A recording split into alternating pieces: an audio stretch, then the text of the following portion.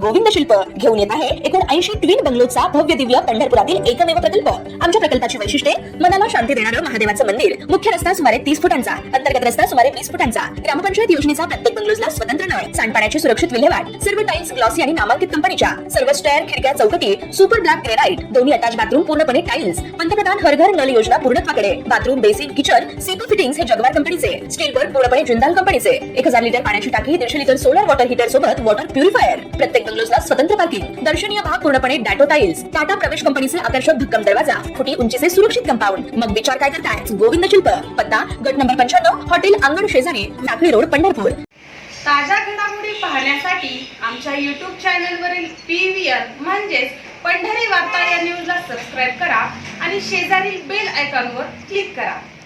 पंढरपूर शहराजवळ जुना अकलूज रोडवर धक्कादायक घटना घडली आहे। श्रीनाथ पॅलेस मंगल कार्यालय येथे सुरू असलेल्या विवाह सोहळ्यात आनंदोत्सवात फटाके उडवताना आगीची ठिणगी उडून एका कारला आग लागली।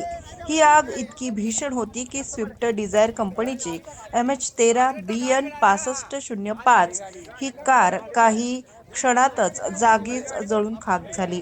ही गाडी पंढरपूर तालुक्यातील गादेगाव येथील विजय बागल यांची आहे। विवाह सोहळ्यातील आनंदावर या घटनेमुळे विरजण पडलं। घटनास्थळी रस्त्याच्या दोन्ही बाजूंना हजारो वाहनांचे अनधिकृत पार्किंग असल्यानं याकडे नेहमीच दुर्लक्ष केलं जात आहे। सतर्कता राखल्यानं मोठा अनर्थ टळल्याची चर्चा सुरू आहे। सुदैवानं अग्निशामक दल व पोलीस प्रशासनानं वेळेत घटनास्थळी धाव घेत परिस्थिती नियंत्रणात आणली। सुदैवाने यात कोणतीही जीवितहानी झाली नाही।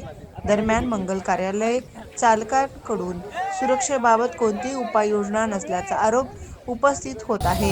फटाक्याच्या वापरावर नियंत्रण नसणं, पार्किंगची अव्यवस्था आणि सुरक्षतेची कमतरता यामुळे नागरिकांमध्ये संताप व्यक्त होत आहे। आता या प्रकरणी मंगल कार्यालय चालकावर प्रशासन कोणती कारवाई करणार याकडे सर्वांचे लक्ष लागले।